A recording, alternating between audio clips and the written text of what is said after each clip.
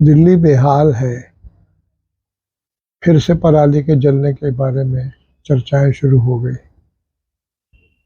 बड़े बड़े मकान तो बने, मगर जनता को भीड़ की सौगात मिली और धूल की सौगात मिली। ध्वनि प्रदूषण हो, वायु प्रदूषण हो, जल प्रदूषण हो, दिल्ली के लोग बहुत तकलीफ में हैं। और दिल्ली की बात क्या कहें, देश और दुनिया का भी हाल कमोबेश यही है।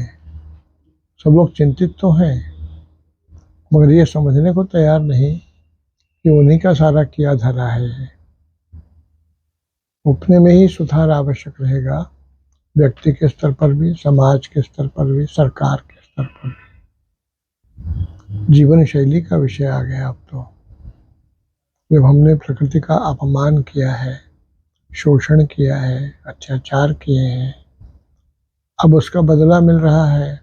पहाड़ धंस रहे हैं, नदियां सूख रही हैं, जंगल कटते जा रहे हैं, जैव संपदा, जल जीव संपदा सब खतरे में आ गए हैं।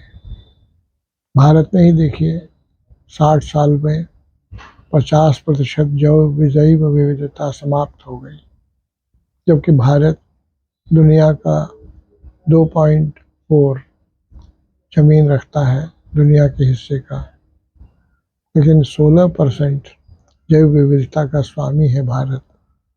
हमने क्या किया? उनके बारे में तो चिंता नहीं की, हमने केवल अपनी चिंता की। बांध बना लें, बैराज बना लें, पानी घर घर तक पहुंचाएं, केवल मनुष्य के लिए। हम भूल गए मनुष्य की जिंदगी जमीन, जल, जंगल, जानवर, पशु, पेड़, पहाड़, पड़ोस से मिल, परिवार सबसे मिली हुई है।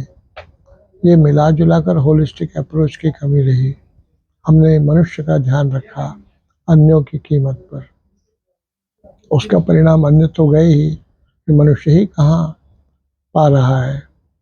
सबने कहा कि स्थिर विकास होना चाहिए, तो समृद्धि मिलनी चाहिए, शांति होनी चाहिए, मगर आज हम तीनों ही पैमानों पर देख रहे हैं संसार झुलस रहा है।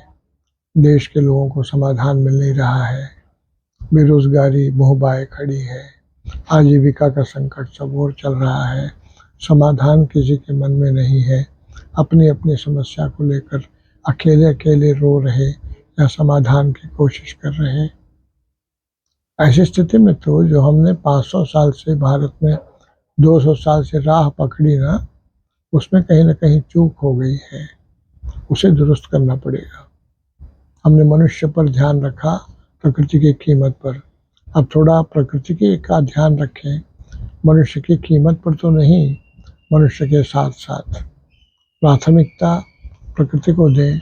जमीन, जल, जंगल, जानवर, पहाड़, पेड़, नदियां, जंगल, ये आज की जरूरत है।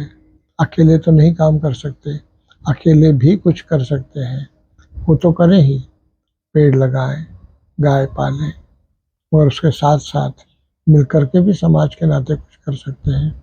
समाज की उन परंपराओं को जीने की कोशिश करें जिसमें मनुष्य प्रकृति के अंगों की वंदना भी करता है, आदर करता है, सहजीवन जीता है। हमने तो जिया है और हजारों साल जिया है। अब तो दुनिया के लोग भी मानते हैं कि 200 साल पहले तक भी भारत दुनिया का सबसे धनी देश था। क्या हो गया? बहुत ताकत है अभी बची। हम सब फिर से उठ जाएंगे और शांति, समृद्धि और सातत्य तीनों में सफल हो जाएंगे। थोड़ा ध्यान दें, अकेले नहीं, समाज के तौर पर, सरकार के साथ संवाद के आधार पर आगे बढ़ें। इसके लिए ही अपील करता हूँ, एक नहीं, अकेले नहीं, इकट्ठा दिखें रामलीला मैदान में, एक साथ चलें, कोई न छूटे, आगे बढ़ें, प्रकृति की चिंता करें। इसी में हम सबका, प्रकृति का, जगत का कल्याण है। सुख, शांति, समृद्धि और सातत्य दुनिया भर में फैलेगा। हम फिर से सुखी होंगे, तनाव मुक्त होंगे, पड़ोसी की चिंता करेंगे और शायद एकजुट होकर आत्मविश्वास को फिर से पा सकेंगे। दुनिया में जो हमें करना है वो हम कर पाएं। धन्यवाद।